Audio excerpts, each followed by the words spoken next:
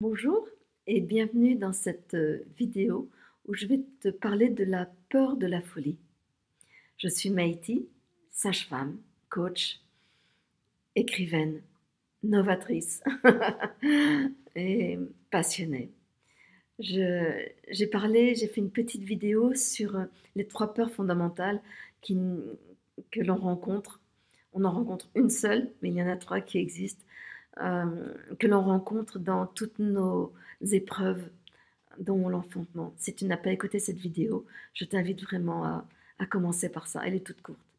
Et là, aujourd'hui, je vais te parler de la peur de la folie, la peur de devenir fou, la peur de devenir folle. Alors, peut-être que cette peur ne t'habite pas à ce moment-là, tu n'es pas obligé de m'écouter. Mais si tu as l'impression que c'est ça, ta peur fondamentale, que tu as davantage peur de la folie que peur de mourir ou peur du handicap, euh, eh ben, je t'invite vraiment à aller regarder cette peur en face.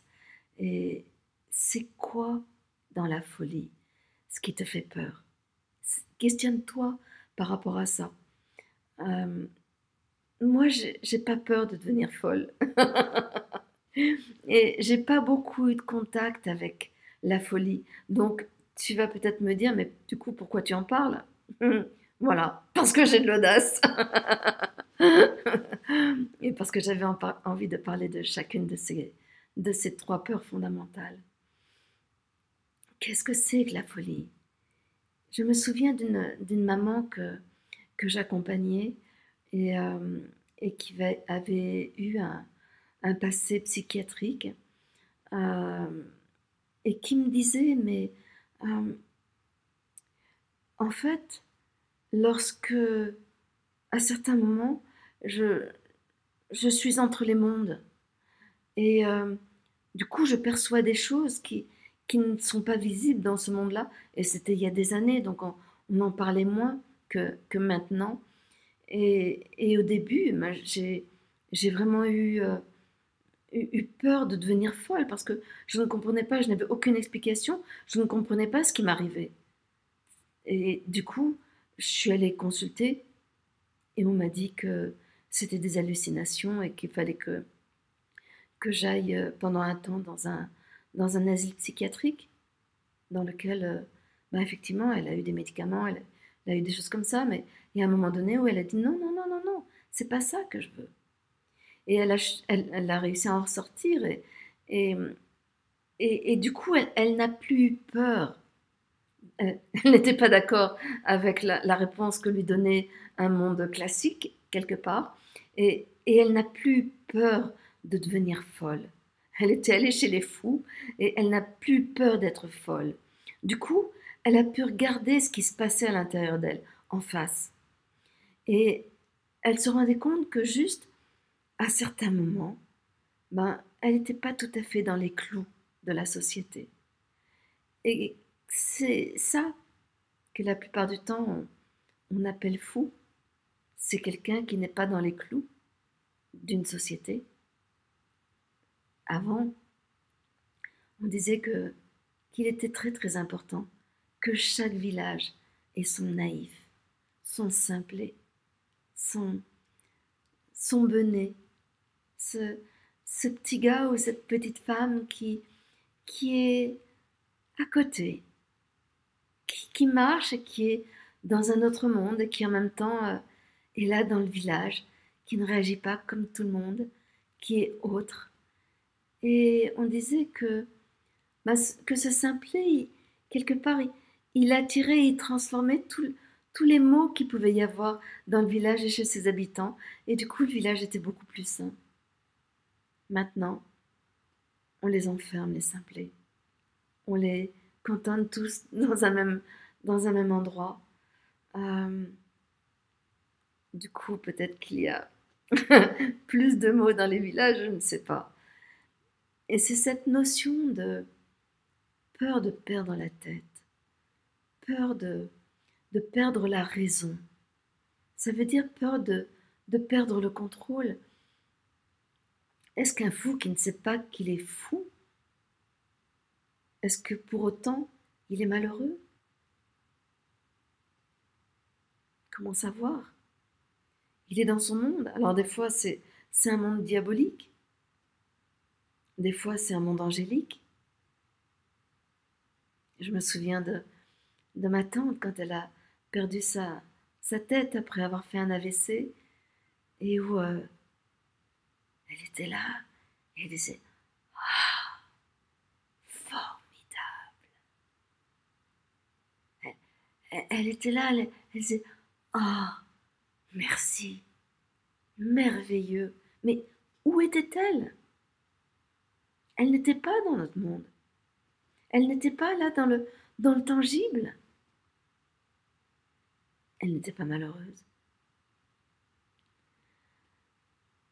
Donc, qu'est-ce qui te fait peur dans la folie? Le fait d'être rejeté par les autres? Le fait de ne plus pouvoir penser comme tout le monde? Mais est-ce qu'on n'est pas tous un petit peu fous? On me demande d'être sage et tu me demandes d'être fou.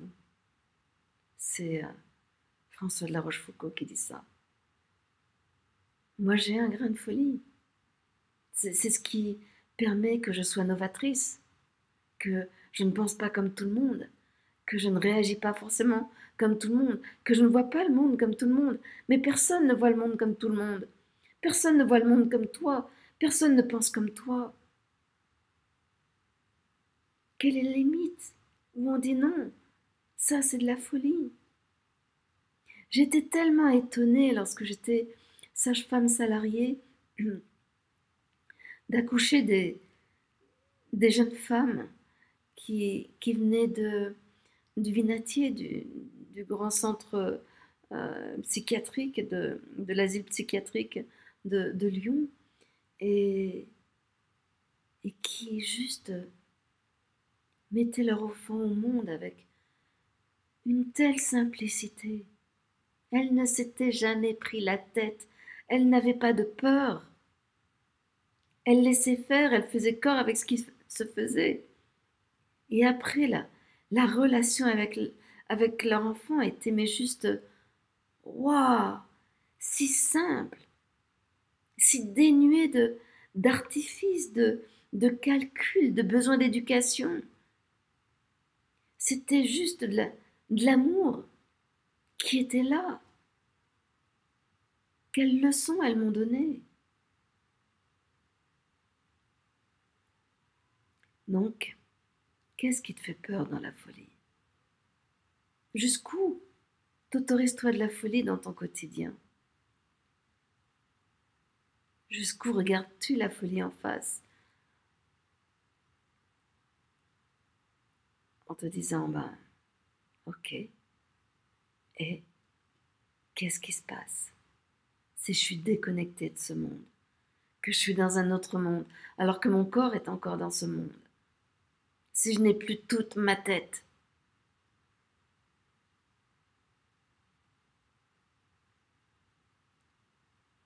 le mieux, c'est d'ouvrir, de lâcher. Plus tu vas avoir peur de la folie, plus tu risques de l'amener. Plus tu as confiance en la vie, même si tu deviens folle ou fou, même si tu sombres dans la folie. Mais pourquoi sombrer? Même si juste tu fais un pas de trop qui fait que on considère que tu es dans la folie. C'est un autre monde. Voilà. Écoute, c'est ma manière de penser.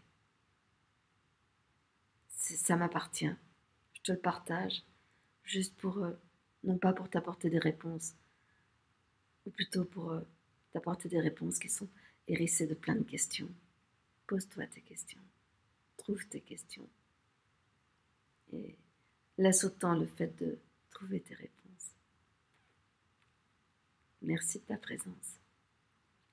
Si tu as aimé, n'hésite pas à liker, à partager, à t'abonner si ce n'est pas déjà fait, à commenter. J'adore te répondre. Et peut-être que je te répondrai avec un brin de folie. Quelle folie mets-tu dans tes habitudes. Et tu sais, je te l'ai déjà dit, ces petits gestes autour de cette vidéo, c'est un moyen de contribuer à l'évolution de l'humanité. Donc, ne t'en prive pas. Merci à toi.